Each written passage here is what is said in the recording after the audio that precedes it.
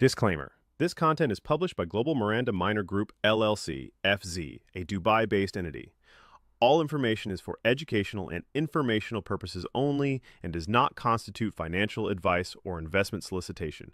Crypto trading involves substantial risk and may not be suitable for all individuals. Always do your own research. This material is not intended to market, offer, or promote securities or financial products to residents of the Philippines in compliance with the Securities and Exchange Commission, SEC, of the Philippines.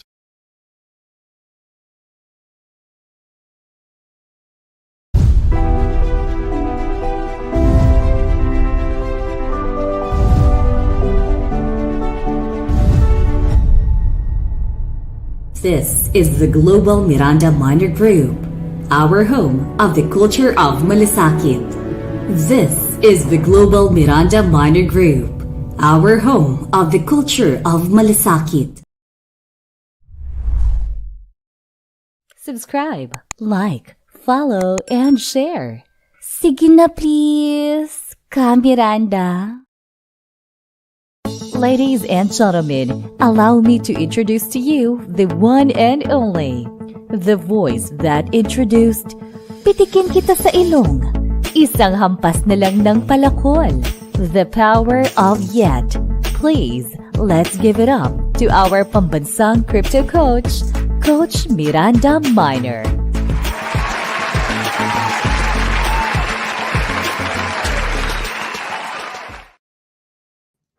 Hello, Miranda. Hello. And this is Coach Miranda Miner, and welcome to another edition of our cryptocurrency technical analysis, fundamentals, exclusive interviews, and everything about crypto all in one channel. Our topic for today is very interesting and very timely. We have, the industry experts, as what you have been seeing in my past couple of shows. We've been inviting multiple industry leaders from different exchanges, projects, etc. And there's no other time than today that requires us to have a guest within that industry leader level. Obviously, Bitcoin is reeling at $81,000 today. And based on our show for the past couple of days, we have mentioned that we're seeing a little bit of correlation from that nosedive on the markets, including some of those famous indices like NASDAQ, the tech stocks, etc. We've been seeing valuation levels, perception-wise by industry experts as crazy. They felt that we're in a bubble, and obviously the market, in this particular case, crypto is actually the ones getting that consequence. Not just on the price perspective, because obviously Bitcoin is currently at $81,000, $82,000 level today, but also the market capitalization is currently down. We actually shaved off almost $1 trillion out of our market crypto capitalization just only for a month. So what does this mean? What does this tell you, as holders of assets and tokens? What does this tell you? We're going to be having answers on that from a CEO of a global exchange. So if you're new to my channel, don't forget to click on like, subscribe, and of course follow Coach Miranda for everything about crypto all in one channel. You are listening to Coach Miranda Miner in his daily crypto live. All right, without further ado, let me introduce to you my guest for tonight, an industry heavyweight. He's actually an Argentinian entrepreneur and angel investor, a co-founder and CEO of Roxom, the world's first Bitcoin capital market, and co-founder of Roxom TV, the premier 24/7 Bitcoin and crypto news network. He previously co-founded Lemon Cash, Latin America's leading crypto bank with almost 2 million plus users, were amongst other things, and he led and secured almost $45 million in funding. Wow. Bitcoin evangelist, angel investor, and global speaker, passionate about the intersection of finance, technology, and sustainability. A former global shaper, World Economic Forum, G20, YEA, and B20 delegate, and Draper University ambassador. The last one I also like. He summited, I want to ask this about him, summited Mount Kilimanjaro because the greatest heights, like the most ambitious ventures, are meant to be conquered. Wow. Woo! I think the only highest peak I've ever done was like the third floor of our house. I'm kidding. So without further ado, it's a pleasure for me to have my guest for tonight, my good friend Borja. How are you, sir? Hey, Miranda, ¿cómo está? How are you, man? Very nice. That's a Filipino word out there. Hello, hello to you there. Before we start, one thing that caught my attention: Mount Kilimanjaro. Wow, have you always been a mountaineer?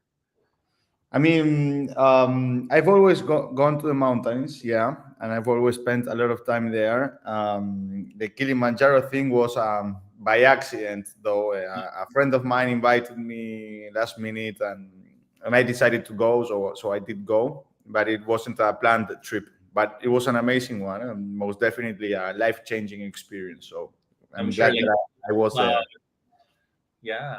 Do you get to see are you on top of the clouds on that level, or I'm not Yes, familiar? yes, actually, yes. Actually, clouds were below us, and actually, we would see airplanes flying below us. So, Oh, wow, yeah, wow. it was amazing being in the highest peak in Africa and one of the tallest in the world. So, yeah, it was an amazing experience.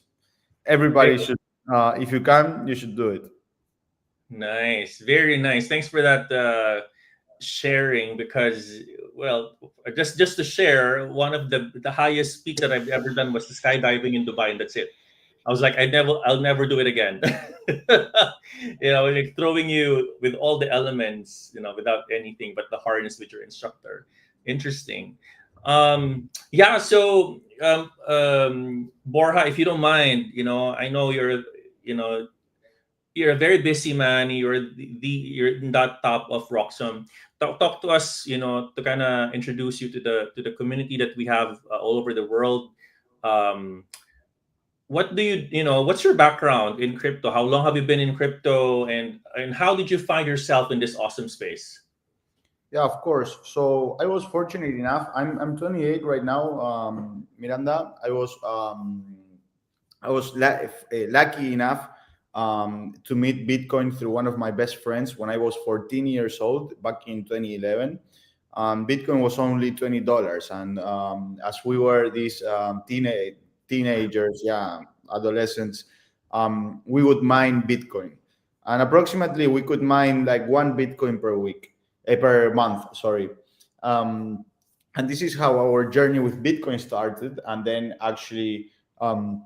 We mined for a couple of years. Then it wasn't possible to mine anymore because of the ASIC miners and so on. But we kept in touch with Bitcoin and the Bitcoin industry. And then, well, in 2019, 2020, I started what ended up being Lemon, which is one of the largest crypto apps and Bitcoin apps in Latin America and in Argentina. Eh, and uh, and my purpose there was like to onboard as many people as possible into Bitcoin first, and then of course crypto as well, but mainly into Bitcoin. So that was like the first part of my life, and right now I'm in the part of my life where we're building a Bitcoin world. So the first chapter, the first movie was giving accessibility to Bitcoin. This second movie, the sequel is building a Bitcoin world, actually. That's nice. And you said you've been in this space since like the white paper was released. Just quick question for you. How do you find the reception of the people you speak with about Bitcoin 2011 compared to today? Is there a difference? Do we still see people doubting Bitcoin? What do you see in the market today? Um, I would say that it's the same and it's nothing like it. For those who, funnily enough, you get plenty of reactions. Same reaction today that people would give you in 20. I didn't start talking about Bitcoin in 2011. I would say that I started talking about Bitcoin to people in 2013, 2014, because Okay. in 2011 I was just 14 and it was But the, just. the price in 2013 was like less than $1,000, isn't it? It's Yes, still yes, no, it was nothing. It was low. Yeah. Yeah. and but I did start speaking about Bitcoin with other friends and other people in 2013 and 2014, and then onwards. And like, funnily enough, again, the reaction was for the people who didn't like it. The reaction was very similar. Like, what is that? Is that hacker currency? What is the backing? It just looks like internet money. Like, why do like, and all of these kind of comments. So that hasn't changed for the non-believers. What has changed a lot is that now the US has got a Bitcoin treasury, That's right. a Bitcoin reserve, sorry. Donald Trump has got a bunch of Bitcoin, and many sovereign funds around the world have a bunch of Bitcoin. So the only thing that has changed about the people who don't believe in Bitcoin is that at least they don't believe that you are a insane fool. Like, at least you're like, oh, okay, like, at least now sovereign funds and presidents have it. So it's like, oh, okay, like, I don't like it. What, same questions, like, what is it backed by, etc., etc.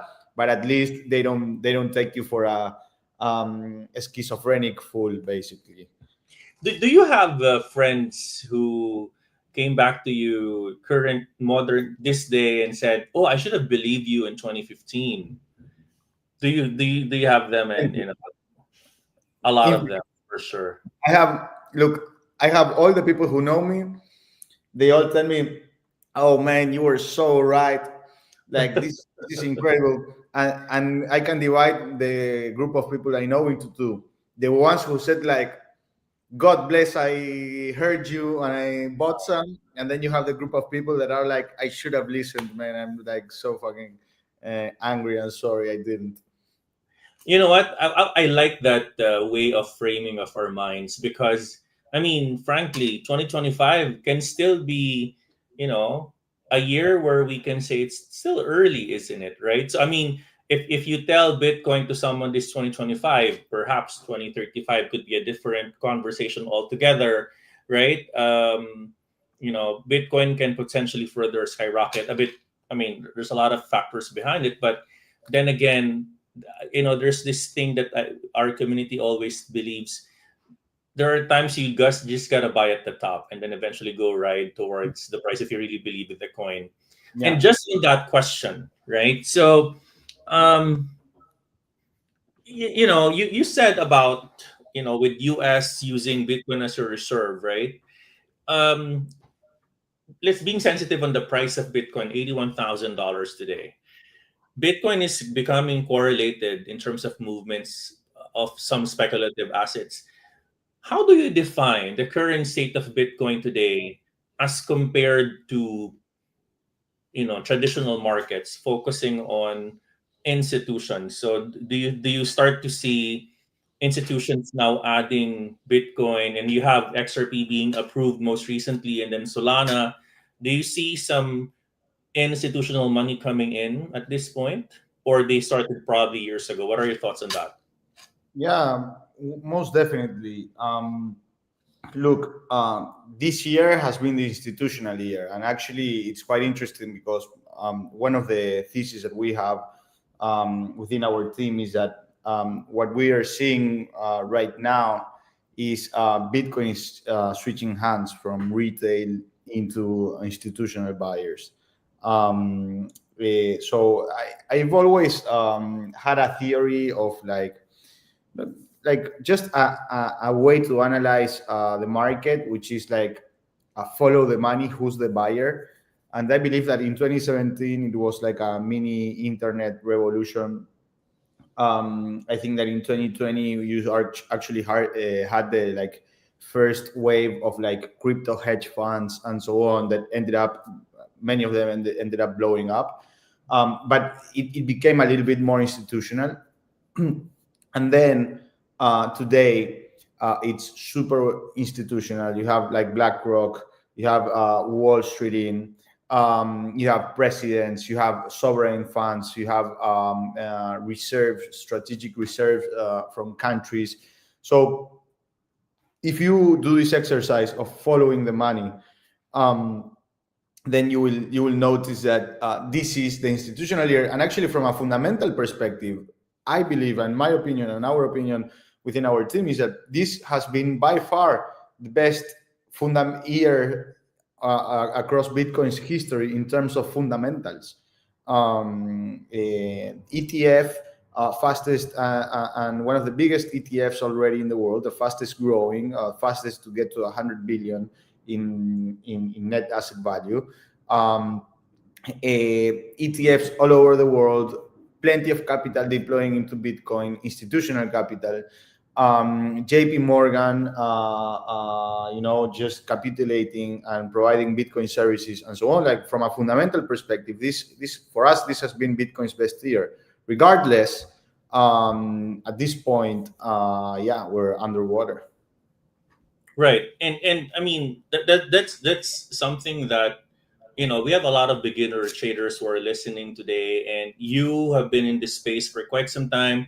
You know that the market can go up and down, up and down. From a market structure perspective, the price can go and make higher highs, and eventually volatility-wise can create drawdowns and higher lows, etc. Right? So on that context, right? So do you agree that there are different parameters that institutions are using in terms of when do they buy crypto? I'm assuming they're not normally influenced by retailers. They have their own They have their own set of risk parameters. I've been seeing some institutions like BlackRock, the whole year of 2024, they keep on buying. They keep on buying, right? So, in terms of institutions being in the space, do you see this as, more money potentially coming in years from now? How many years do you think we should see maturity on this space? Because I think it will take some time. Given your background in traditional finance as well, how long do we normally see these types of maturity in the space, Borja? Yeah, look, I would say that I will put it this way for you, Coach. So you know how in Bitcoin everybody talks about like, when will actually Bitcoin depeg from TradFi, traditional assets, the economy, and so on? Because when is Bitcoin like, and the official depeg is when Bitcoin is a risk-off asset, like the day that the world is going into a crisis, is going into a meltdown, and the big capital of the world flies onto Bitcoin, like the flight to quality, the flight to safety is onto Bitcoin, then it is when Bitcoin has won. So that is, for us, that is the winning point. Like, whenever we get a major meltdown, picture 1930, 2008, or any of these kind of crises, if people go to and in those crises, it's important to know that cash is king, right? In those moments, it is when, in meltdowns, it is when cash is king. For us, Bitcoin's ultimate victory is when cash is king, means fly to Bitcoin. So where are we right now? And this is how we benchmark and try to understand the cycles and the markets, and what you were saying, like the institutionals, what indicators and so on they may be using. So for us, unfortunately, Bitcoin is not ready yet. Like, we do not see, if there was a major meltdown tomorrow, what I see, even though I would love this not to be the case, but what I see is that the big capital would not fly to Bitcoin if we're getting a meltdown. It will fly to cash. However, I do believe, and I would think that plenty of people agree with me, that this is probably the last time that this happens, that this does not happen. Sorry. So I personally believe, and this is a personal opinion again, but I do think that it's shared across our places and institutions and people, that this could be the last time in which the last market meltdown, bear market, and so on. And I'm not talking about like this deep and so on. I'm talking like every 7 to 15 years, you get like kind of mini or more bigger meltdowns. I believe that eventually there will be the last crisis, global crisis, was in 2008. I do believe that there will be an upcoming crisis at some point. Like we are due for a crisis. It's just cyclic. It cycles that happen. If you read history, you'll see that it happens all the time. And I believe that the next major crisis, meltdown, or bear market that we get, global bear market. I'm talking about all of the assets, not just a Bitcoin going down or whatever. I believe that this is the last time that the flight to quality is not Bitcoin, and this will be the last bear market where cash is king means like just holding dollars. I do believe that the next major global crisis or meltdown and so on, the flight to quality, the flight to safety will be Bitcoin. And why do I say this? So I think that this is the last checkpoint before Bitcoin's victory, long-term victory. Why do I say this? Because number one, big and large institutions, and I'm talking about sovereign funds, sovereign wealth funds, treasuries, large asset managers like BlackRock and so on, losing a couple $1 billion. Nobody wants to lose a couple $1 billion, but it's completely fine. We're talking about institutions and players that have a very long-term view. So it's completely fine if you're down a couple $100 million, a couple dozen billion dollars for something like 1 year, 2 year, 3 years, right? So I believe that the larger the player, the more long-term and strategic the view, meaning that I do think that these players, what they are looking at is at the 10-year time frame, and they are like the largest ones, I mean, which are the most important ones, by the way. They are looking at the longer time frame. Then in a shorter time frame, yes, you have like what we would call like the day traders for institutions, which is like more swingers that maybe do shorter time frames and so on. They like you will have all the way from the super speculative institutions who are like just looking for quick bucks and okay, buy here, sell there, and so on. But I do think that the majority of large players are here in for the long run.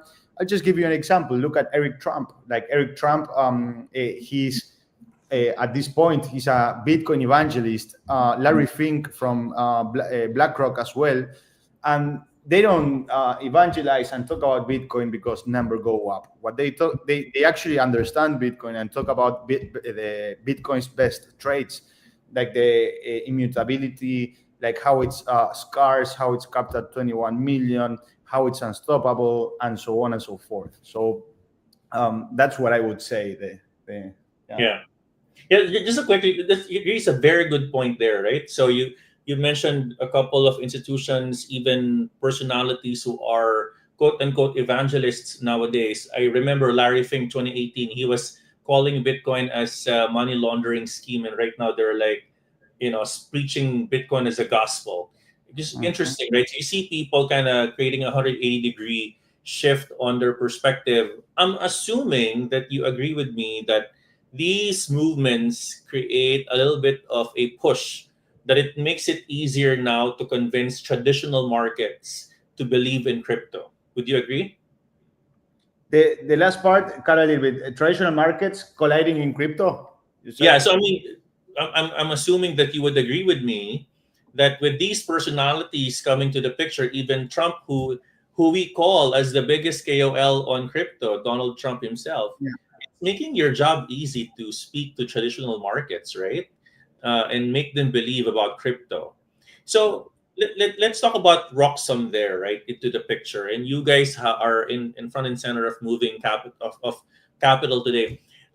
In your interaction, let me just add this question, right? So in your interaction with your clients, with your customers, with your friends, do you see them shifting money now and rotating their money from traditional market, at least before this crash?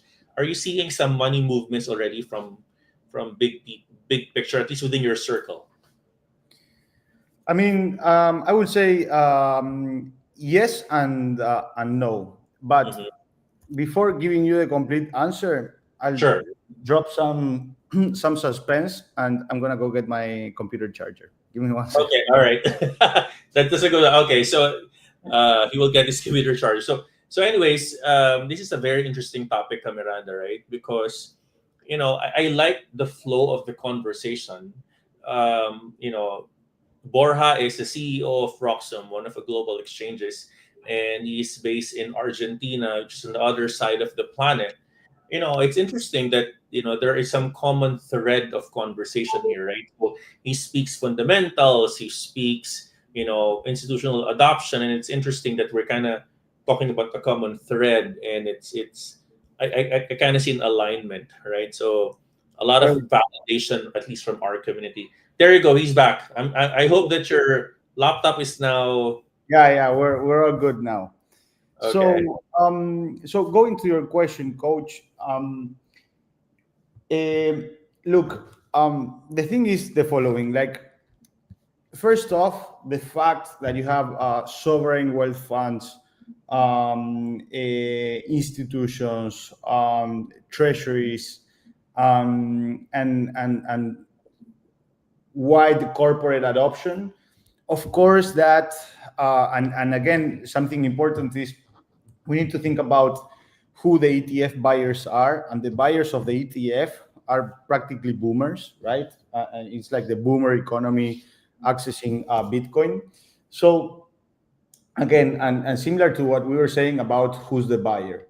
So given the buyer profile, the buyer persona for this cycle, 100% people who have been for their whole lives and so on in traditional assets, they are now like, hey, what's this Bitcoin mania thing? Like, what's going on? Now you have all financial advisors and independent advisors and so on recommending at least a 1-2% exposure to Bitcoin. You have Larry Fink, the CEO of the largest asset manager in the planet, saying like, hey guys, you should minimum have a 5% exposure to Bitcoin.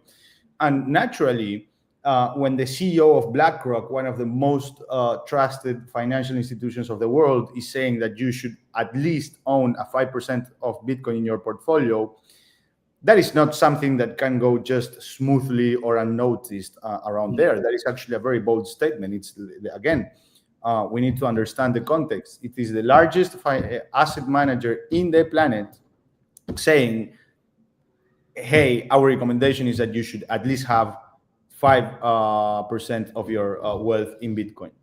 So yes, the answer is yes. People in traditional markets with traditional assets and so on do have a big intrigue in what's going on and eager to jump in and understand what's going on. Why is this happening? Why is BlackRock recommending a 5% exposure? Which, by the way, is a very big exposure to like very, very big portfolios.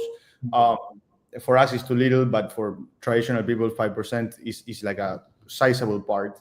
That's right. So the interest has picked up a lot, and again, like the buyer persona this time is wealthy families, wealthy people, institutions, companies, corporates. On the corporate side, everybody is seeing what Strategy is doing, and just a company that went from $500 million market cap all the way up to $100 billion.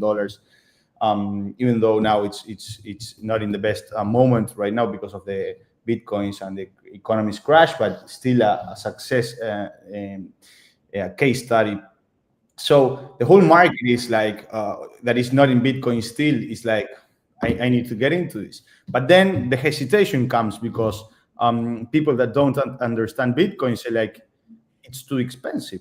$100,000 per Bitcoin is like, it's too expensive to buy Bitcoin. I don't know if I'm sure I want to buy Bitcoin now, which is what people don't understand. Like, people don't understand that anything below $1 million, actually for me, and this is not financial advice, anything below $1 million is incredibly cheap for Bitcoin. And I've been in this for a very long time. And actually, it's much less riskier to invest in Bitcoin today than it was to invest when it was $20, $100, $1,000, or even $3,000. Today, the risk of investing in Bitcoin at $80,000, I believe that the risk reward is 100 times better, because now we have holders that are very large holders, and Bitcoin as real estate, if you want to think about it in some way, is a much better neighborhood. So is that also is that blessing also is a curse? What I mean by that is you said institutions are now coming to the picture. And these institutions are also hodlers of traditional stocks like S&P 500, etc. With them going to buy Bitcoin, is that what you see a driver of why we're kind of correlated today? To your point, we are not a risk-off asset yet. We're becoming, when you see tech stocks going down, Bitcoin goes on a correlated dive as well. So, do you think that there's also that consequence there of us having more institutions, or do you think this is just probably the start and it will mature anyway in the long term? If you know what I mean. Yeah, no, I definitely think that this will be more and more mature. It's Bitcoin is unstoppable at this point. Like there's nothing that we can do, anybody can do. This is again, once you've got sovereign wealth funds, countries, presidents, and so on, it's game over. Like this is it. The Rubicon has been crossed. The bridges have been burned. For me, again, I'm not financial advice, but for me, I know in the same way I know my name is Borja, I know that Bitcoin in less than 10 years will be above $1 million. And it's not hard to tell because of the people who hold Bitcoin and the countries and the institutions and the corporations. And again, all the fundamentals are there. So this takes us to the next step, which is Bitcoin is, and this is why we created Roxom. Bitcoin is not an asset itself for us. Bitcoin should be our measuring stick. Bitcoin should be our unit of account because I'm from Argentina. And in Argentina, we went through a process where people naturally, we in Argentines, we saved in pesos, and our unit of account was the Argentine peso, and we lived in pesos, and our salaries were in pesos, and our expenditures were in pesos, and so on, and we lived a happy life. Until one day, the peso against the dollar started doing terribly. And the peso started getting devaluated and depreciated, and the peso was worth less and less dollars every single day, every single month, every single year. One day, 30 years ago, people started saying, what's the point in me thinking in pesos, saving in pesos, pricing my savings, my net worth, my apartments, my everything, my portfolio in pesos, if my unit of account, my currency is getting depreciated and hammered every single day. So then people started switching to a mindset in which they would price their savings, their salary, their net worth, their apartments, their cars, their everything in dollars. Why? Because it was and it is the hard currency, the currency that you know that is not going to devaluate, not going to depreciate, and the way for you to measure like the real returns. Because if you look at things in Argentina, in Argentine pesos, it looks like it's always up, but in dollars, you are down because each time you have less and less dollars. Right.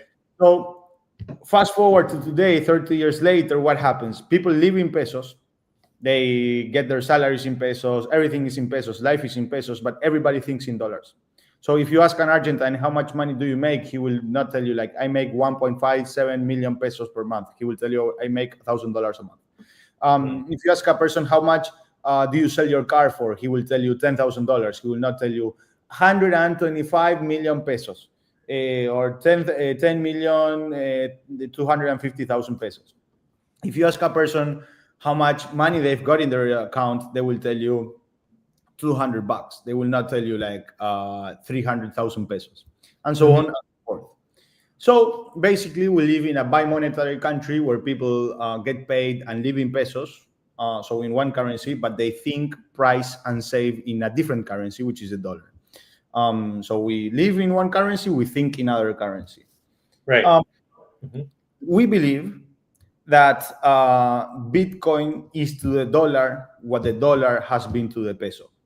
And for us, the dollar, the euro, the absolutely everything is just, let's say, a beautiful form and shape of the Argentine peso. So the dollar is a much better, much more beautiful, much more sophisticated Argentine peso, but it's an Argentine peso in the end, meaning that it has the same root problems. The core and root problems are the same. A currency that is issued, it's completely undiscretionary, printed, with a lot of debt on its shoulder, and something that we from Argentina already know the result.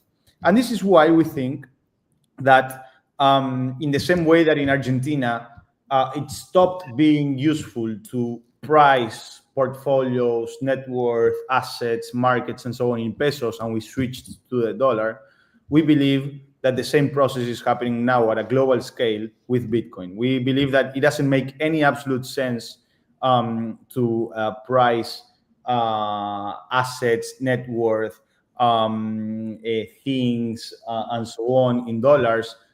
It's much better to do it in Bitcoin. Because if you think about your personal portfolio, and you think how much money you had in your bank account or saved, your net worth was a couple of years ago in dollars, and think about how much Bitcoin was that, and think about how much money you have today and how much Bitcoin that is today, you probably have less Bitcoin. So the thing is, if, like in Argentina, if you're always accumulating more Bitcoin, it doesn't matter if Bitcoin is going down or up in fiat terms, you will always be in a better shape. In the same way that in Argentina, because in Argentina, usually the peso is depreciating, but sometimes it appreciates. The most important thing is to always have more dollars. It doesn't matter if the peso is going up or if the peso is going down. In the long run, you know that the best thing you can do and have is more dollars. And so we see this same thing happening at a global scale, and our new unit of account is Bitcoin. Majority of our viewers can definitely relate from what you said, because our unit of currency in the Philippines is also called pesos. Not sure if you know that, but we have pesos as well. It's a Philippine peso. And 1 peso, $1 US is equivalent to 59 pesos today, which is the lowest in the history. You know, we've been depreciating our currency most recently against the dollar. So speaking of that, right? So Coach, how much was it like 5 years ago? 52, 50. Well, it has been on that neighborhood. It depends on whether our local central bank is going to ease interest rates, etc. But you know, it's still the U.S. market. That I call it this way: the U.S. market is the tide that floats all the boat, and we are a small boat. Philippines is a very small boat in the ocean. So it was within that neighborhood, but this is the worst. It keeps on kind of fluctuating. But I think the strongest I've ever seen in the recent history was around 51 peso, but most recently it's around 59, which is crazy. So let me. I know you and I were talking offline, Borja, and I'd like my viewers to know about this. 2 questions for you. What's driving the price of Bitcoin today? I know you kind of use the word weird, right? But I want to have more articulation of that. And then number 2, when do you see this market recovering? Do you see a Q1 rebound, or this bear market can further bleed towards 2026? What are your thoughts on those 2 questions?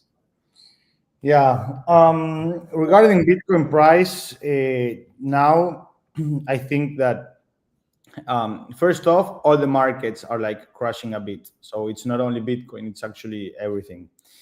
The thing is that Bitcoin is more volatile, and we're getting dips of like 5-10%. Like, and also the funny thing is that at this time of the year, if we work in a pure like euphoric bull market, these red candles that we're getting, we should be getting the same but green color.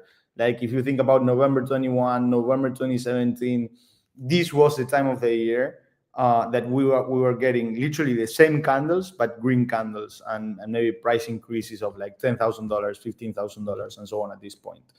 So clearly we're not in an euphoric bull market.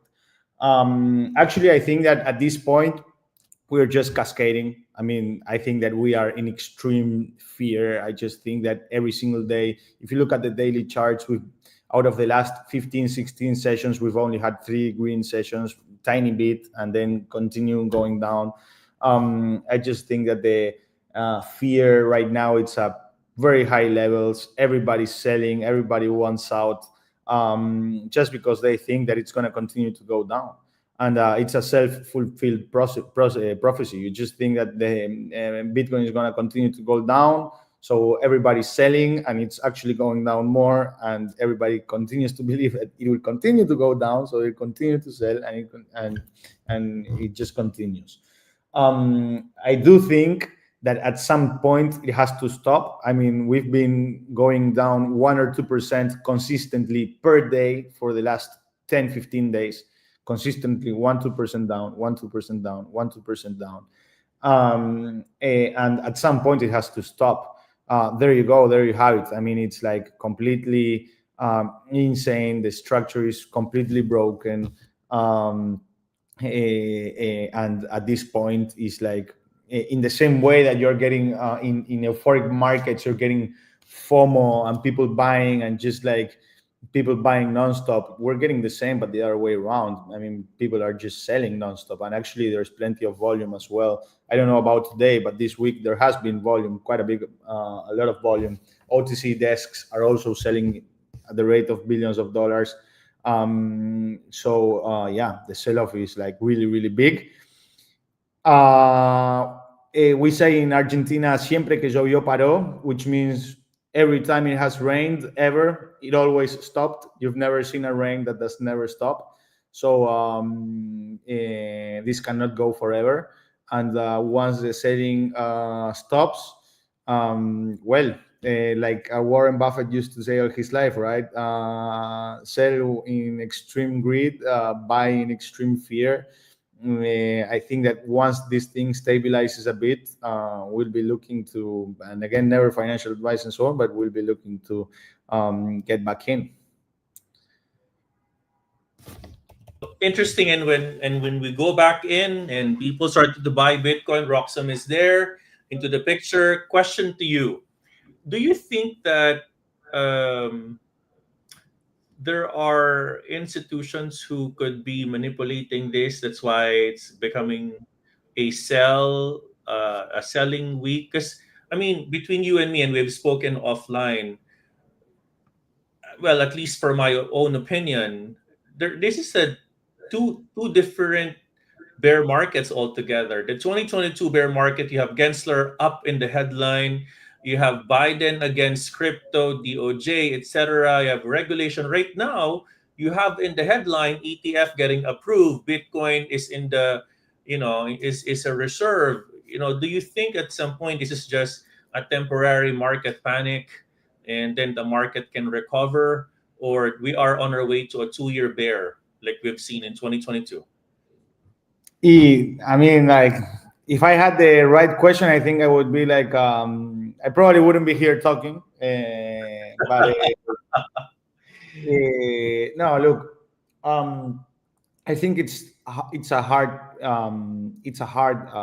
question to answer, because I do believe that we're gonna get relief, but the truth, coach, is that if the world doesn't help, Bitcoin cannot be the only asset that goes up. And what I want to say here is that if we are not seeing that the markets are hot, that the VC industry is hot, that I'll just give you one benchmark so people think in terms of context and the entire world. So private equity, VC. Private equity and VC is like basically when these markets are hot, is because the world is on risk on mode.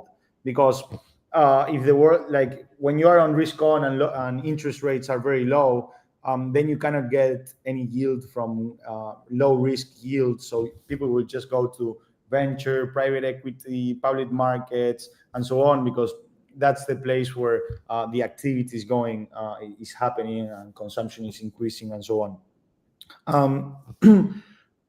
At this point, this is not the case. I mean, interest rates are still high. They are supposedly getting lower, but they're still high. Private markets are not hot. Only AI is hot, and we have to see what happens with AI. Public markets, they are technically we are in all-time highs, but you can see what happened to the stock market the other day. Nvidia announced like massive earnings and so on. Still, That's right. still it went down and so on. So the world is in a weird moment right now. And if the world and traditional markets don't give us strong rally, I think it's going to be very hard for Bitcoin to rally as well, and for crypto in general to rally. And I do think that if traditional markets do not rally, we will see like we're going to be going into a bear market. But for us, that is not a problem, and that is why exactly we made Roxom, because priced in Bitcoin, like I mean, it's a good time to have exposure to other assets, because again, probably priced in Bitcoin, other assets will be doing very well. So it's always opportunity. It all depends on how you're looking at it. And to your point, what other assets can they find in Roxom, Borja? Yeah, so right now, what we have in Roxom, and just for everybody to understand as well, is like our vision and thesis. The first large stock market was the Amsterdam Exchange, built on the Dutch guilder. Then you had the London Stock Exchange, built on the pound. And then you had Wall Street, built on the dollar. We actually believe and see, I mean, history shows you how the strongest capital markets always grow within the strongest currency. We do believe that both Wall Street and the US dollar have reached its peak. We believe that other market will outgrow Wall Street. Other capital markets will outgrow Wall Street. So the big question is, which are those markets that will outgrow Wall Street? And again, history tells you, hey, if you want an answer to that question, you should try guessing what the next strong currency of the world is going to be.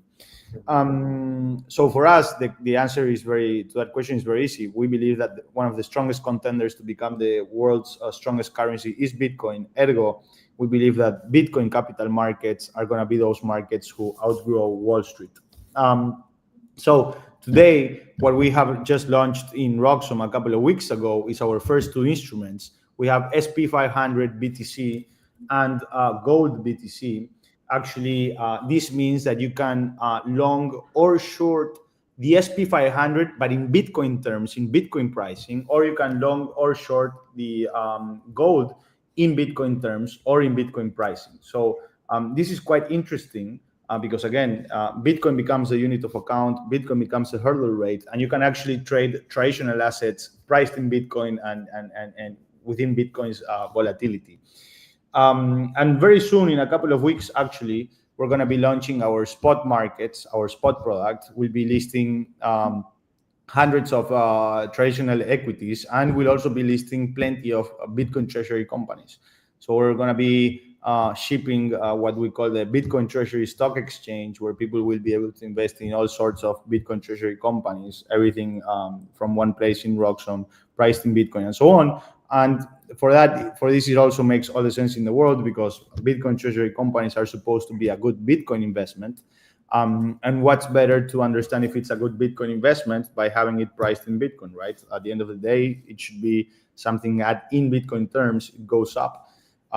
So this is what we're doing. This is what we have. We also are building awesome products for Bitcoiners. We're working on Bitcoin-backed loans. We're working on Bitcoin repos, all products that we didn't launch yet, but that we have in the pipeline. So it's a platform for Bitcoiners and people who want to invest in Bitcoin terms, to understand the world in Bitcoin, always with a goal to accumulate more Bitcoin, to have Bitcoin returns and Bitcoin financial products. Okay. All right. You know what? Time is very fast, Borja. So I'll go to the part of our show where we go the fast talk way. Like I'm gonna be throwing you quick questions. If you just give me quick answers, if it's okay. So let's go first with my quick question for you. Um, Two words that you could advise traders today who are still very cautious entering Bitcoin markets. Answer it. Number one, as if you were the 16-year-old guy, how would you convince, or what are the words that you could entice them to buy Bitcoin? What are those things that you say before? Please go ahead. Yeah, first off, do like your real research and make sure that you are investing in something that you actually believe in. Okay. Yeah. Next question.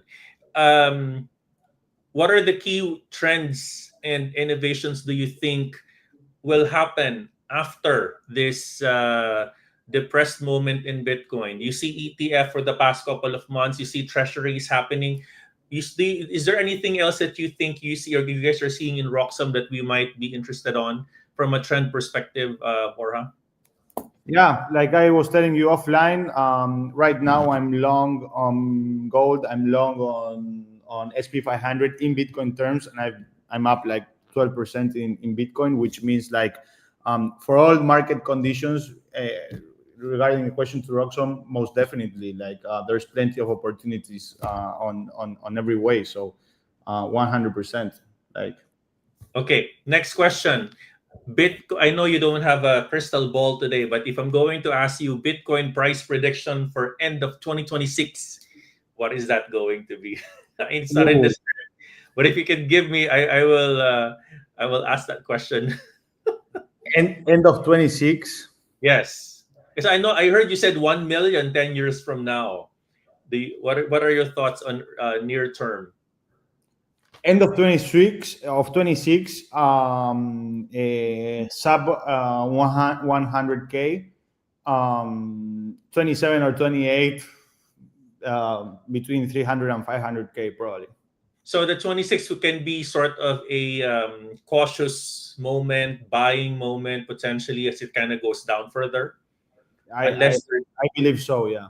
unless there's a significant Trump pronouncement or U.S. Congress say, okay, we're going to make a law on strategic Bitcoin reserve. Can be. I believe so. I believe that it will be a not so yeah, I believe sub 100. Sure. There, just Sure. Camiranda, not a financial advice, okay? Just these are conversations of yeah. people who understand crypto. All right, next. Curious, 2011. Give us an idea. How many Bitcoin did you buy when it was $20 each? I didn't buy. I mined, and I could mine roughly like around 1 Bitcoin a month. Then I lost Bitcoins in the middle and so on, but I could save some of them. Okay. All right. Do you hold Bitcoin today, and how much percent of your wealth is Bitcoin? You can choose not to answer, but No, the no, question. I will answer. Sure. I do hold Bitcoin today. I always hold Bitcoin, and my most important thing is I think in Bitcoin. So technically, I'm being completely honest and frank right now. A big part of my portfolio is out of Bitcoin, but because I believe it will continue to go down, so I am accumulating more Bitcoin. My portfolio is worth more Bitcoin today than it was worth a week ago. And so this is how I think. I always think in Bitcoin terms. I always want more Bitcoin. And since I want more Bitcoin always at all times, sometimes it's better to have other assets. So right now, part of my portfolio is in dollars because I believe that Bitcoin will continue to go down and I want to buy the dip. So unluckily, this has been a good trade so far. I'm up like 25% in Bitcoin terms. So I'm very happy. And I like that perspective because in short, what you're trying to say is that we're going to be doing bargain hunting as we kind of go along the next couple of months, Exactly. depending on where the key price of Bitcoin will be. All right. Another question is for someone. Give me a second. Okay. All right. Another question. For you, in your experience, you're a very, you're just 28 years old. words of wisdom for people at your age today. You took very big risks when you were young. What made you stay in the game? Is this because of your background, your family was asking you to take risks? What conditions drove that? Give us a little bit of a quick answer, please. Conviction. Always conviction, self-conviction, and conviction in whatever you're doing. Conviction is the only way. It's the only way to do things and stick in the long term. So conviction. Make sure that you're doing something you're you're convinced of, and it'll be easy. All right, my second to the last question. What's your Bitcoin exit plan? Is there an exit plan? $1 million? No, that's the thing. I think in Bitcoin, I always want more Bitcoin. So like, I have no exit plan. Like, Bitcoin is my currency. Bitcoin is my unit of account. My only plan is to make sure that my portfolio is always worth more Bitcoin. All right. On that note, I would love to. I would hope that you try to say these words as a word of endearment for our Camiranda viewers. If you can tell us this word, please. I love you 3000 Camiranda. That's my community name.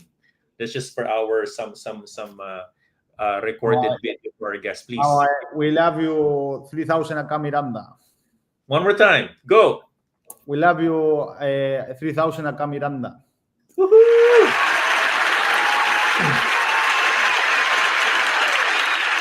All right, before we let you go, I know you're a very busy man and you are in the other side of the planet, literally. You're in the other side of the planet today. What time is it there in Argentina?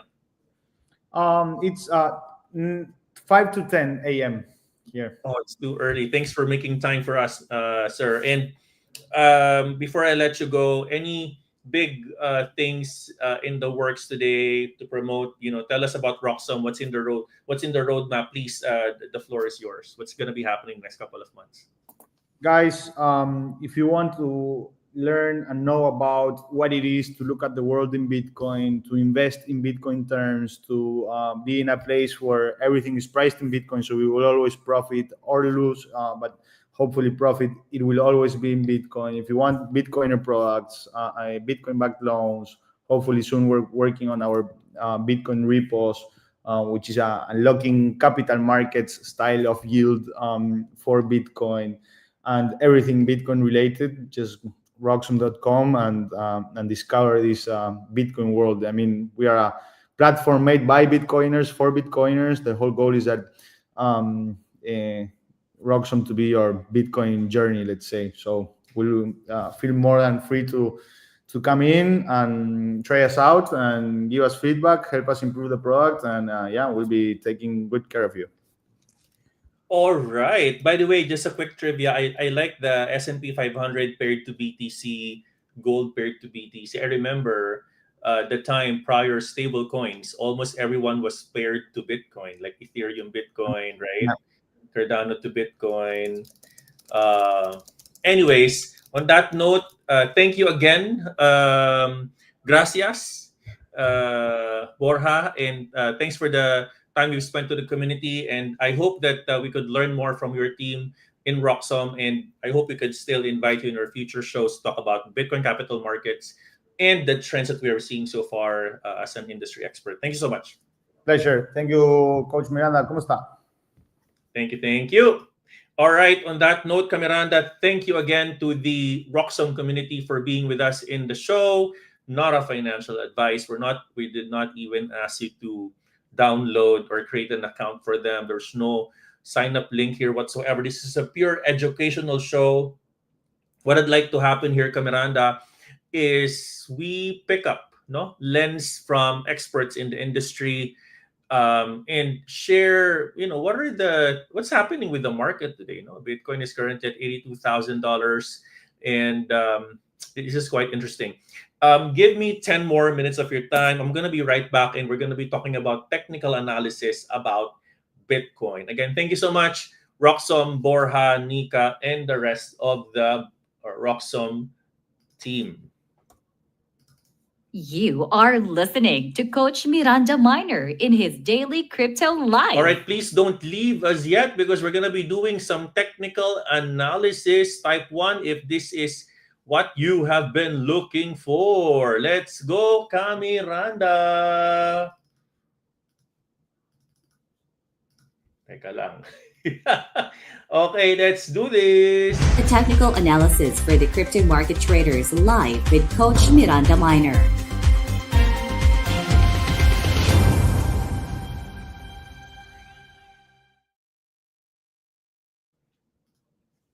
All right. So currently, based on how I've been, Cameranda, well, it's okay if you don't become a member, it's okay. But I've been sending these charts to the YouTube members. No, if you would like to get to know what's happening on Coach Miranda's head, there's a YouTube membership link. It's only just 199 pesos a month. You have daily charting Monday to Sunday, recorded. It's up to you. It's optional. The price of a coffee per month, you get 30 days of charting. I've been sharing this, no? So you have Bitcoin creating if you consider the Fibonacci here, no, there is a 38.2 at $84,000 or 39,000 sorry, I stand corrected. 83,900 range, no? Tanggalin ko yung Fibonacci, you have a breakdown on a big support. You also have here, no, you also have a breakdown on this particular area. So definitely this breakdown that you're seeing here is a product of multiple support breakdowns.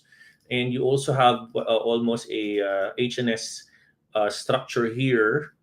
Kaya nung nagkaroon ng neckline, basag at 100, 304, tumuloy-tuloy pababa.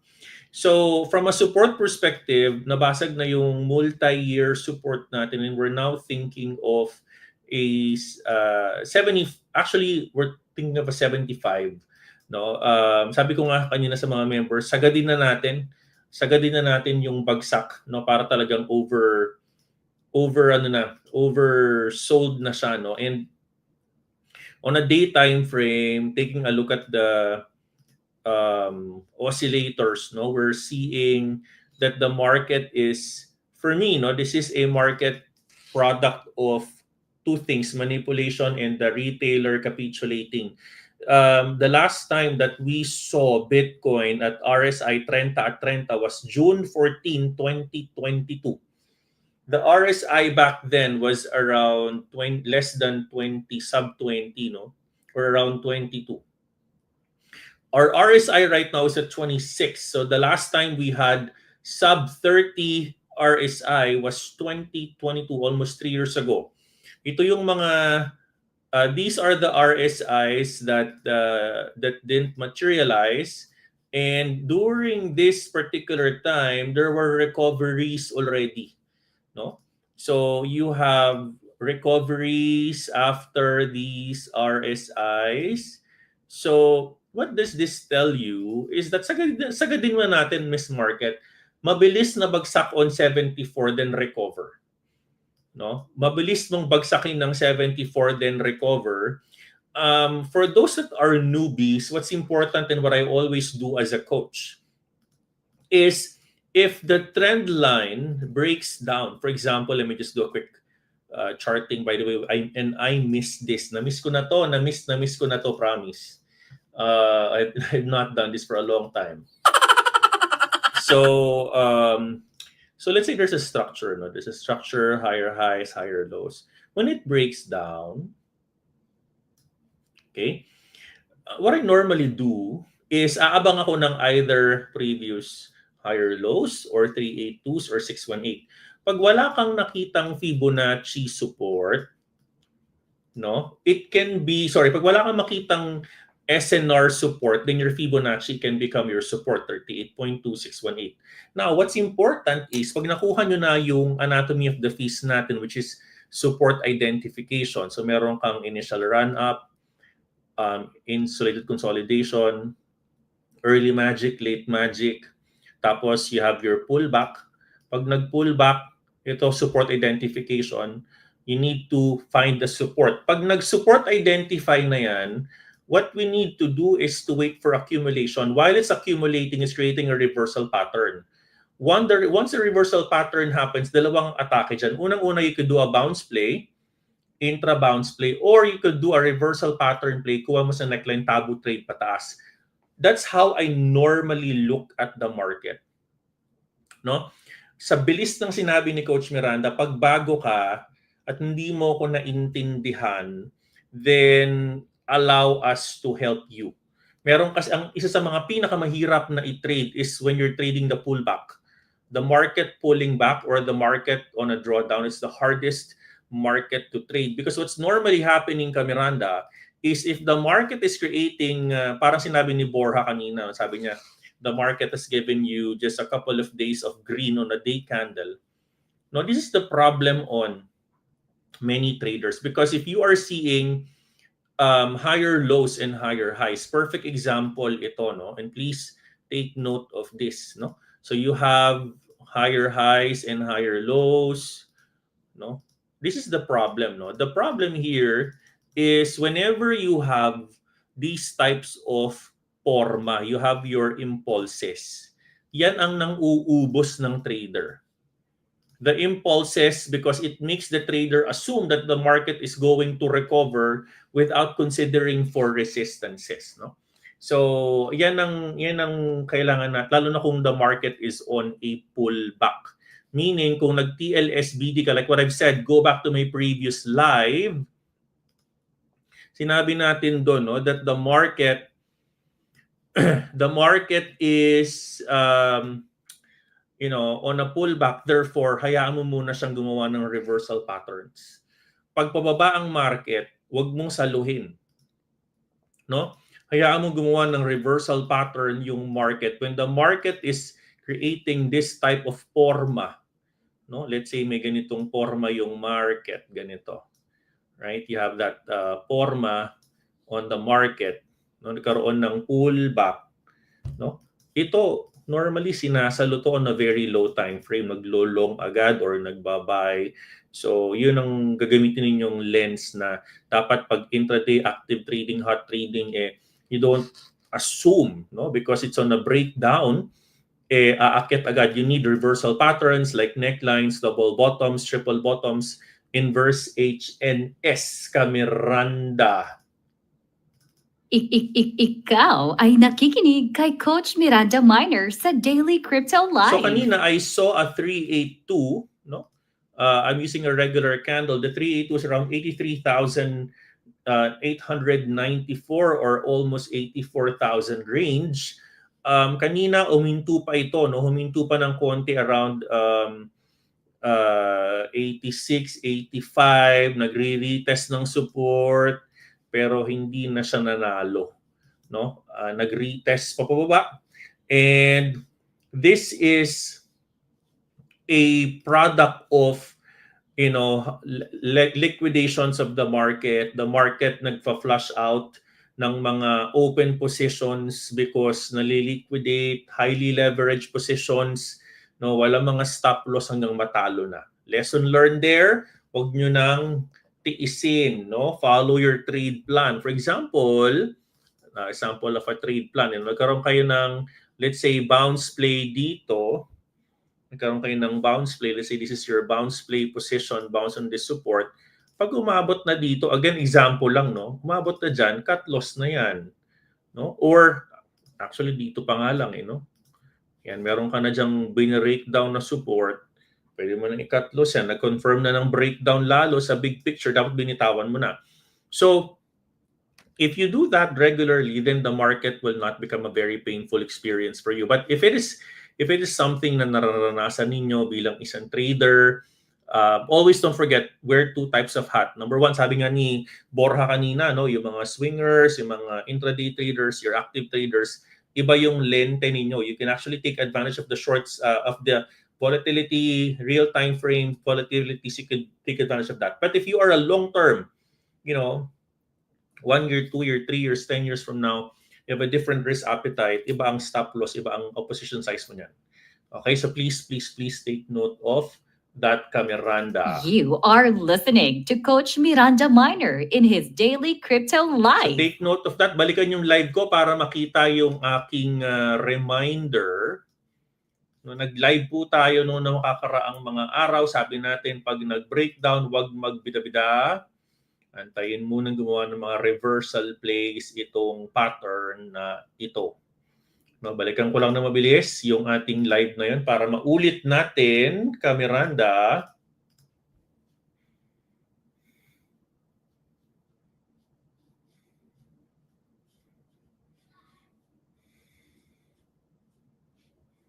Give me a second.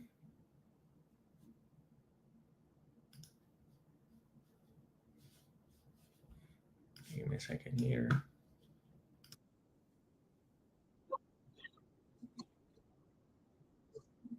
Hang on a second, guys.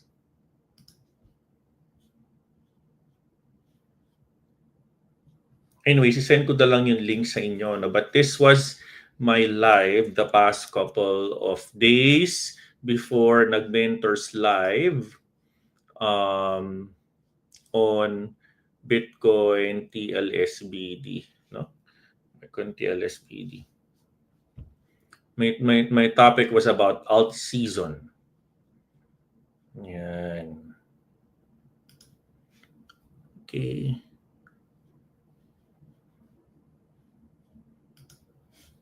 Send ko sa inyo sa chat room. Ayan.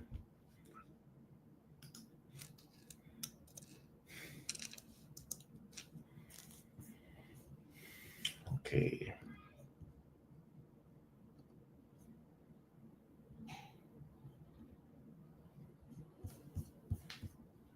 Anyways, so this is on your Bitcoin. Puntahan ko sandali si Ethereum, the next coin natin. Pulahan lahat.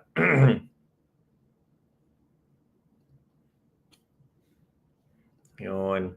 Meron kang 618 at 2761, no? Katulad din siya halos ng Bitcoin, and then kuhain natin yung mas malaki. So your 28, your 618 is around 2441, or pwede rin mag-oras yan dito kasi meron siyang ginawang HNS dito, nagkaroon ng breakout, humataw na paakyat, but this can also act as your support. No? Ang ating next support will be 2441 for Ethereum. Puntahan ko lang ng mabilis si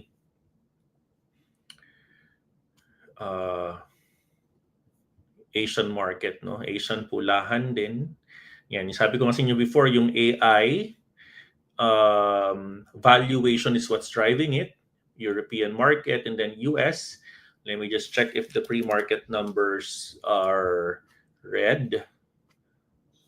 Okay, laki ng mga pre-market numbers natin. Pulahan, Nvidia, Tesla, Palantir, which is AI. Sorry, let me just try to open this. AMD pula, Google green. So it's predominantly a red market on a Friday. Take note of that. Okay. So this can potentially create an effect yet on crypto. Another thing na share ko sa inyo, pinupuntahan ko to palagi. Punta kayo dito para malaman nyo before the market open ano yung timpla ng market. Go to Market Watch. Go to futures. No? Ayan. So pag futures yan, medyo green. So ang futures ng Nasdaq green, 0.27 kasi ito open to na 24/7. So pwede rin magkaroon ng pagkakataon na mag-reverse after an hour of the market open. So wait and see ka dyan. No? Kung maganda man ang opening ng market today, kailangan natin ng pang-open. For people who don't know what have happened in the past couple of days, di ba nag-live ako ng Tuesday, Wednesday, Thursday naka-off ako kasi si mga mentors na nag-live. Then Friday I have a live today. If you don't know, I reminded all of you on the Nvidia results. No, the Nvidia results affected the market again. No, this is the biggest company in the whole world, and the EPS numbers and the sales numbers are very positive. The problem is on the middle of the trading day, the market dumped. No, so despite the market seeing some positivity, this is a manipulated news across the board for me.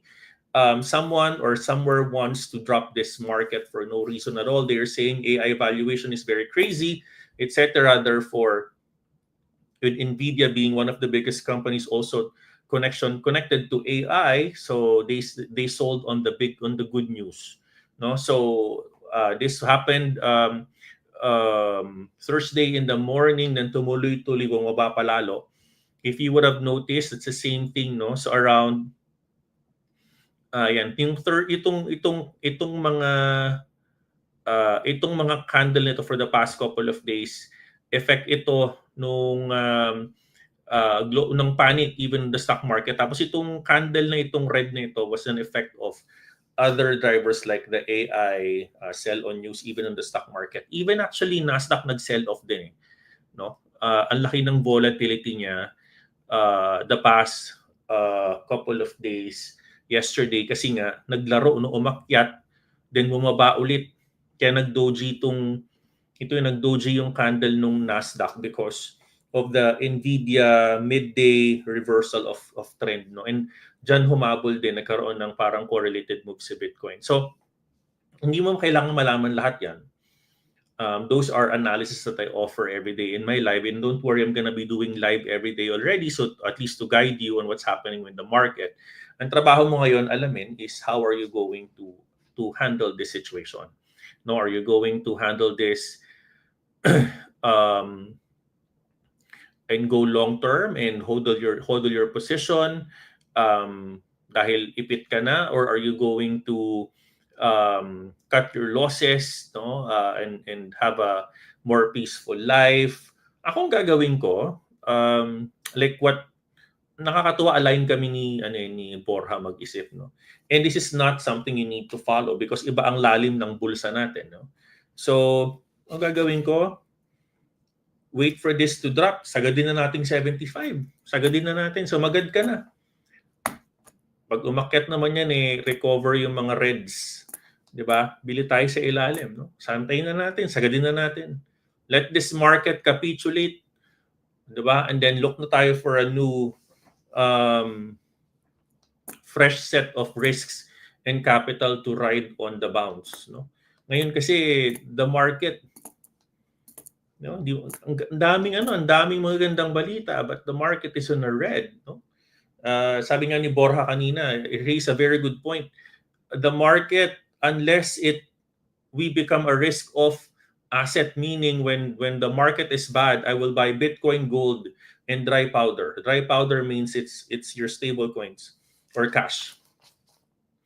Unless that happens, then we're still not where we need to be. Kulang pa yung trabaho na ginagawa natin, no? And if you are new to the crypto space, welcome. Welcome to the crypto space, Miranda. Let me just try to make this a very interesting portion. Kung bago po kayo sa crypto, welcome to the space. This is not the first time this happened, no? Kaway-kaway sa mga Miranda dyan since 2022. Okay? Direktahang tanong, direktahang sagot. Coach, are we in the bear market? No? Technically speaking, sabi ko nga nung isang araw, technically speaking, when the market price drops more than 20% from the top, alam ko yan because I'm a certified technical analyst, bear market by definition. Pero ako, hindi ko inaalis sa sarili ko na sometime what's this?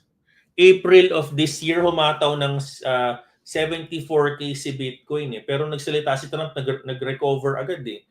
So this is what makes crypto interesting. No, the volatility and the uncertainty. Technically speaking, naka-bear market tayo nung April eh. Pero come October, nag-125,000 pa. So napaka-unpredictable ng market na to. No, with everything that's new happening, you have a political leader becoming the biggest KOL of Bitcoin. Napakarami pong bago. And that's one of the things that I'd like you to start embracing. How do you embrace a very volatile market? You don't change the market. You protect yourself. How do you protect yourself? Protect your capital, position sizing, and risk management. No, protect your peace, journal your losses. Before I let you go, one of the reasons why I think, hindi ka pa rin satisfied sa experience mo today sa crypto is because of your unresolved losses. Alam nyo, Miranda, may tinatawag tayong problem loop.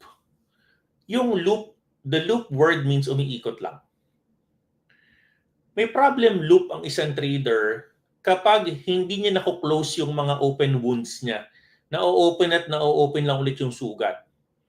Ibig sabihin, for example, pinasok mo yung coin nag-breakdown.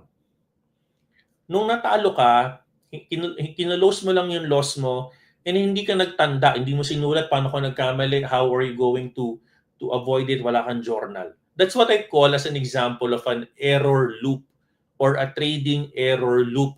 Hindi ka nakaka-recover dun sa mga losses mo kasi hindi mo siya kino-close.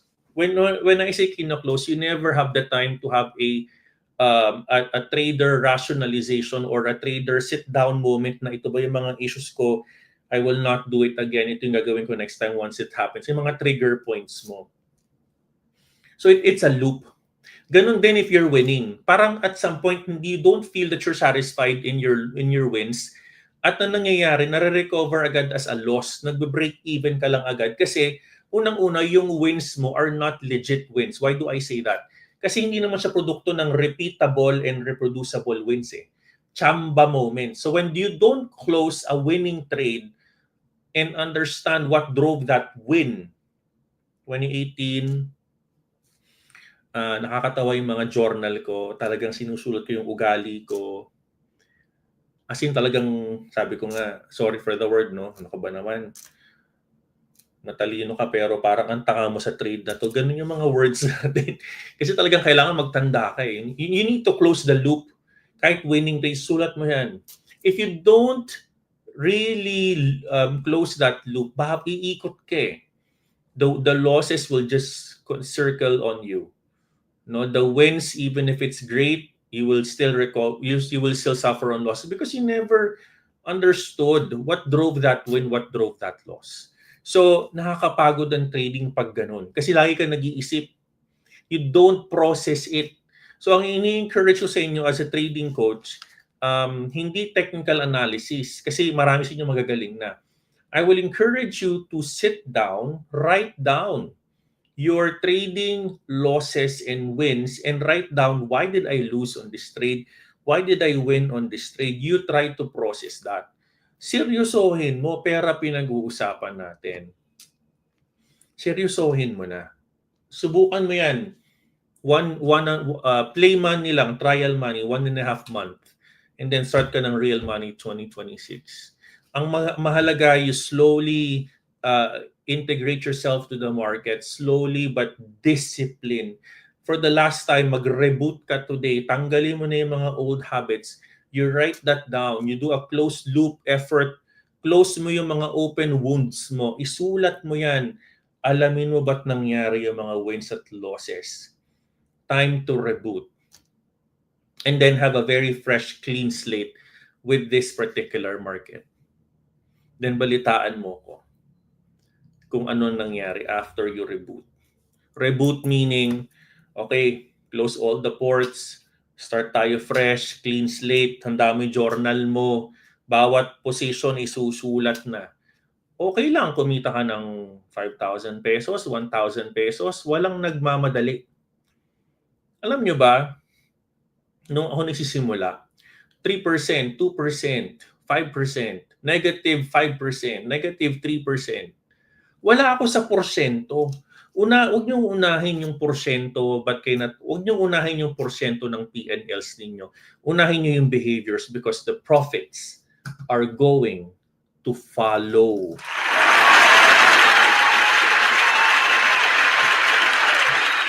Unahin po natin, Miranda, yung tinatawag nating ugali or behavior. Kadalasan sa mga traders, inuuna natin yung P&L. Kailangan 200% ng P&L ko. But if I'm going to ask you directly, do you know or do you understand? How did you get that 200%? Majority or not, the trader will say, hindi ko naintindihan. Yun ang sinasabi kong closed loop or open loop. Hindi mo na-close yun. Hindi mo na-process kung bakit. At tumetenga yan sa utak mo hanggang mag-rewire ka na. Talagang hindi mo na alam ginagawa mo because lahat na naka-open. Kaya minsan pagod ka sa trading, nahihilo ka na, nalilito ka na kasi you don't process it one by one. May mga iniiwan kang trades na unresolved. So I'll encourage each and every one of you on this time of the market.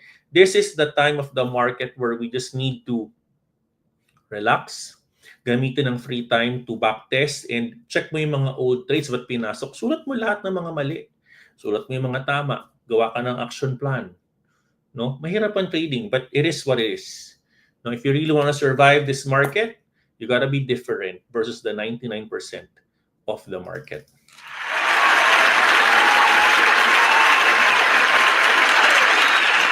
All right. Sige, type number 1 if what I said makes sense, nakaka-relate, and minsan kailangan ng ganitong konting trader, hindi trader sermon trader reminder, no? Trader reminder ni Coach Miranda. You are listening to Coach Miranda Miner in his daily crypto Minsan life. kailangan mo lang ng ganung konting, oy, teka lang tapik lang, tapik. Kalma ka lang kasi minsan kailangan mo ng ganyan. Do you agree with me? Kailangan naman, kalma lang. No? Ito mahirap pag kulay black yung damit mo, yung mga maliliit. Siyempre, konting proud lang. No? Galing pang Italy ba galing tong Lacoste, tong buaya na damit natin no? So,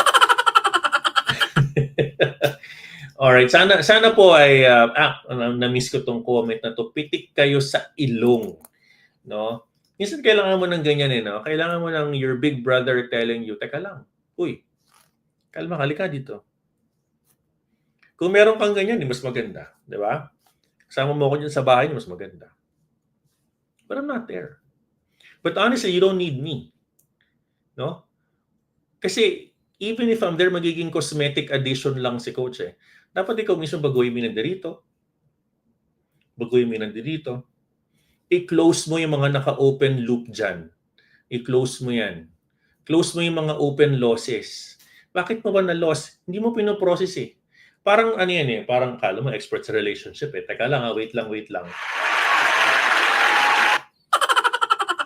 Parang 'di ba, if you don't process how did you lose the girl in your ex, baka maulit lang ulit. Hindi mo inaayos Yung siguro magandang dahilan yan or paraan para magkaroon ng analogy. 'Di ba? Natanggal ka sa work, umulit na naman yung problema mo kasi you don't process it. You don't sit down and come up with an action plan how to avoid that same loss. Anong nangyayari? Nadi-drain ka, mabilis kang ma-drain kasi ang daming naka-open. Marami kang binabalikan, nire-rewire mo yung utak mo. But if you move past that and learn from it, kahit trade man yan, personal na buhay, malaking tulong yan, Miranda. Lalo na, 2 months na lang, 2026 na po.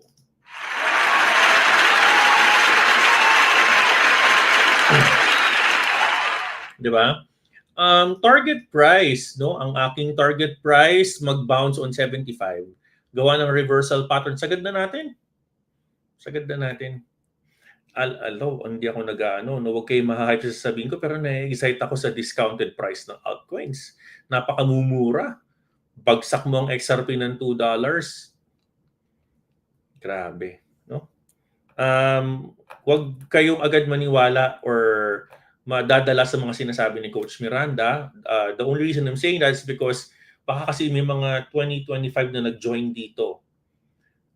Hindi nyo ako magigets. Unlike if you have joined 2022, 2021, 2023. Ibig sabihin, ako kasi, the way I discuss, parehas kong pine-present yung dalawang aspeto ng business or ng point of view. Trabaho mo ngayong hanapin, ano ba yung tingin mong uugma based on your personal circumstances, condition, observation. At least ini-educate kita, no, on the market. Diba? Sabi dito, para sa mga nandito na inubutan si Axie Downfall, Luna Top 10, FTX, Sam Bankman-Fried, Hacking Age, China Blocking, isang maigpit na yakap. Nakita nyo na lahat yan, no? But don't console, never console mediocrity. Tandaan niya na, what do I mean by that? Huwag niyong purihin ang ordinary. May ibang term dyan yung poverty porn. Alam niyo sabihin ng poverty porn? research niyo. Huwag niyo i-celebrate yon, ha? Do not celebrate mediocrity. Hindi pwedeng okay ang okay. Hindi pwedeng okay ordinary. Sa trading, you take risk, but it is a calculated risk. If there's no risk, there is no story. Okay? There's no risk, there is no story. Listen to the Midnight Ray. Ito yung background music ko before matagal na si Going Mary. Di ba? Of course, Kuya Dan, salamat. No, CDA, romanticizing poverty. Totoo yan. Di ba maraming ganyan ngayon? Poverty porn. Bawal yan. Huwag ganyan. Huwag niyong mahalin ng kahirapan.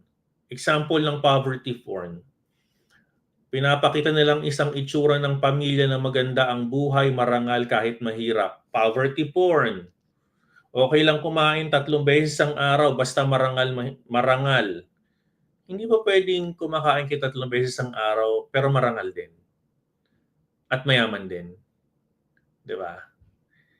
Hindi ba pwedeng marangal ka pero mayaman ka din? Bakit kailangan gawin na dahil mahirap ka okay? No, that's poverty porn. No. Ingat kayo sa ganyan. Ingat po kayo sa ganyang mentalidad. Thanks, Coach Miranda Miner. Ganda po, ganda. Mentalidad ka, Miranda. Okay? Kayo po ay gumawa ng mindset na kumbaga, ito another thing. Diyan lang kayo. I'm happy na marami nagsistay it. Sige nga, paramdam muna kayo. Mas okay ba yung ganitong usapan natin? Type number 1. Paramdam lang sa comments. Kahit sa team replay. Kasi minsan, tingin ko nag-enjoy rin kasi ganitong mga usapan natin. You know? For me, the goal is not 15 million. For me, the goal is not 10 million. For me, the goal is not 30 million or 1 million. For me, the goal is to be able to establish an income that will generate money for you while you sleep. Ikaw ay nakikinig kay Coach Miranda Miner sa Daily Crypto Live. Alam niyo yung tipong mas okay na bata ka, bumuo ka ng isang konsepto, sistema, proseso, negosyo na magbibigay sa iyo ng pera habang natutulog ka. Hindi, ang goal is not 1 million, ang goal is not 50 million, ang goal is not 5 million. The goal is to create multiple income streams passively. Passive, yan ang goal. Money is an output of that. Diba? And magkatapatan tayo. Pwede ba ang trading? Pwede naman. Pero wag mong laruin. Diba? So, na-miss ko tuloy yung mga usapan natin. No? Nakakamiss yung ganito. I miss going live. Na-miss ko tong mga live na to. You are listening to Coach Miranda Miner in his Daily Crypto Live. Sa mga bagong traders, mga natatalo lagi, well, I've been there, I've done that. The only thing that will separate me from you is dinanas ko lahat ng talo pero natuto ako. Huwag niyong isipin na mas magaling si coach sa'yo. Unang-una, para sa tayong kinakain. Pangalawa, para sa tayong ininom na tubig. Diba? Hindi naman ako, ano ba kinakain ko? Kumakain ba ako ng bakal? You are listening to Coach Miranda Miner in his Daily Crypto Live. Ano kumakain ng bakal ka, Miranda? We eat the same food. Diba? So, wag mong pabayaan. Sige, consider mo na lost ka ng 2025. But don't let this year define you. Don't let this year define your life. Don't let this year become your definition. No? Anyways, sige. Uy, confirm na po ang aking flight. No? I'm gonna be in Dubai on January 12, 13, 14, 15. I'm flying to London on January 15. I'm gonna be there up until February 14. And if you are in London, please shoot me an email, coach@globalmirandaminer.com. I would love to meet you if you are based in London, Camiranda. And yung ating team naman ay lumipad po ang aming team going San Francisco, going South Korea. San Francisco, going South Korea, and of course, hopefully Japan very soon. So, samahan nyo kami dyan if you would like to join us, Camiranda. Please visit the link. If you are from South Korea or Japan, please click on the link in the comment section below para makapag-register kayo dahil libre po yan. Mamimit nyo pa ang mga Camiranda mentors natin very, very soon.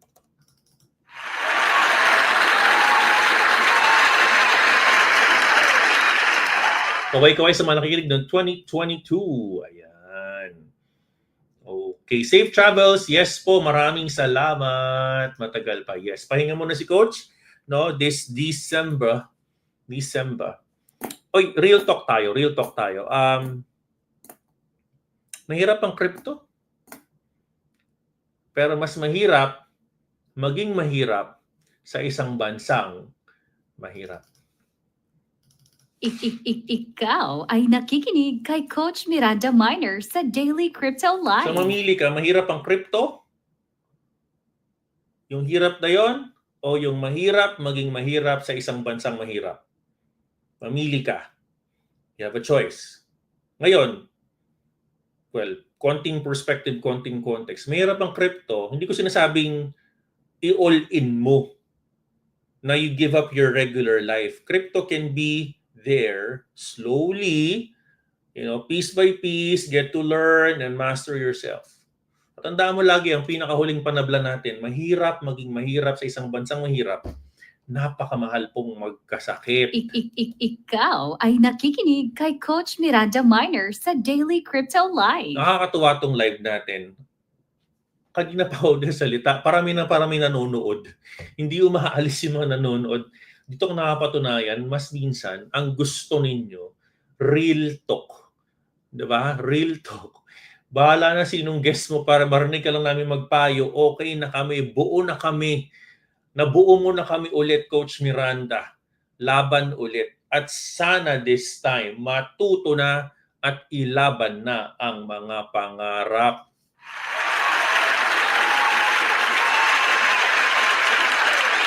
Diba? Okay lang. Naranasan nyo ba yung from 64 down to 52? From 52 down to 45? From 45 down to 27? From 27 down to 15. Actually, may mga nawalan nga ng buhay dyan eh. Yung downfall na yan, Luna. Kaya huwag yung mamaniin ng crypto. Hindi to para sa lahat. Hindi para sa lahat to. Diba? Ay, nako. Kung ako lang ay kuya nyo at nandiyan ako sa bahay nyo, siguro ang dami na pong pitik na nakuha nyo from Coach Miranda. Dami ng pitik. Mas maganda ang payo mo sa dami ng pinagdaanan mo. Maraming pong salamat. Maraming salamat. No? Maraming salamat. At yeah. Ay, nako. Anyways, sige, batiin ko lang kayo. 2020 daw, si Kuya Ariel. Maraming salamat. Oh, tama, alala ko yan. Solid ang wisdom. Maraming pong salamat. 5 years in crypto is still learning. Sabi ni John Trader. Going Merry 15,400. Kayo ang spark plug namin. Ganda naman pakinggan nito. Teka lang, pipicturean ko to. Wait lang. Yung konting forma na poging bagong ahit natin. Ito pala.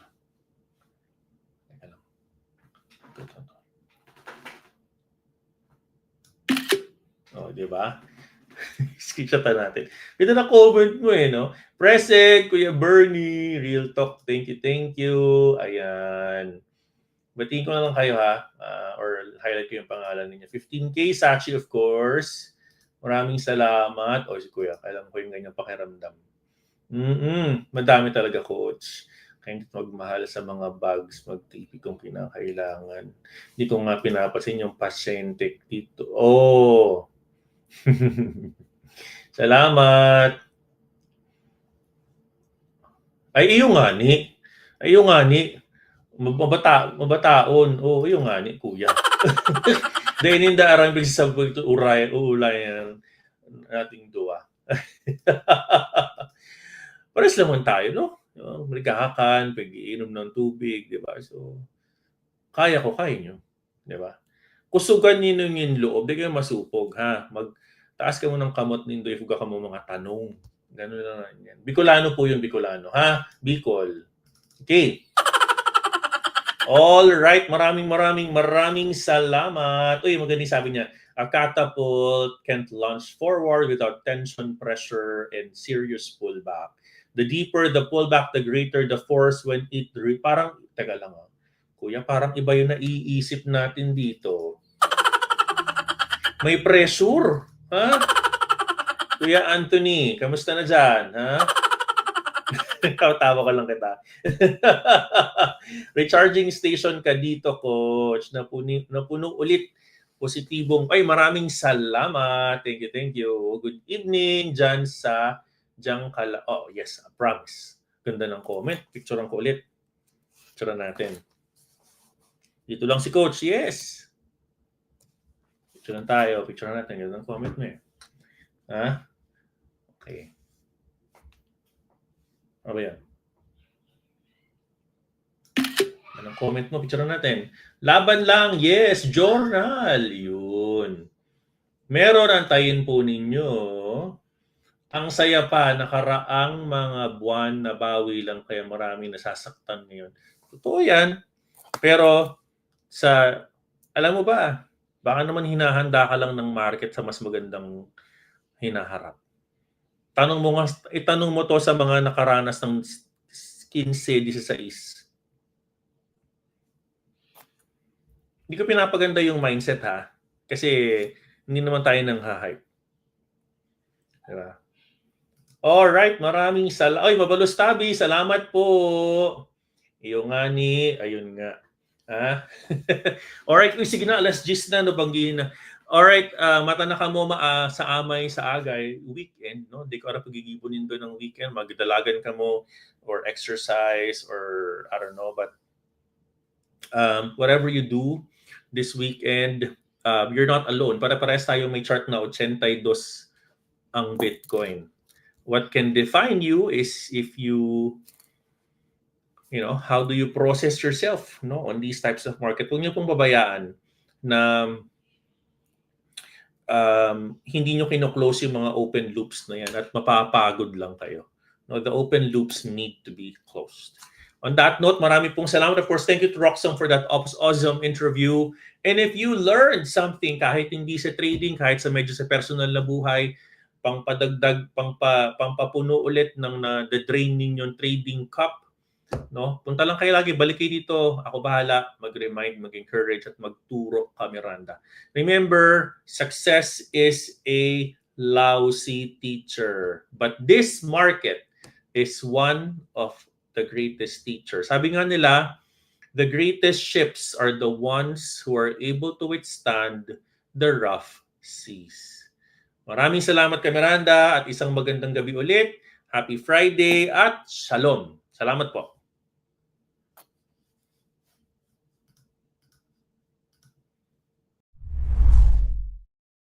Subscribe, like, follow, and share.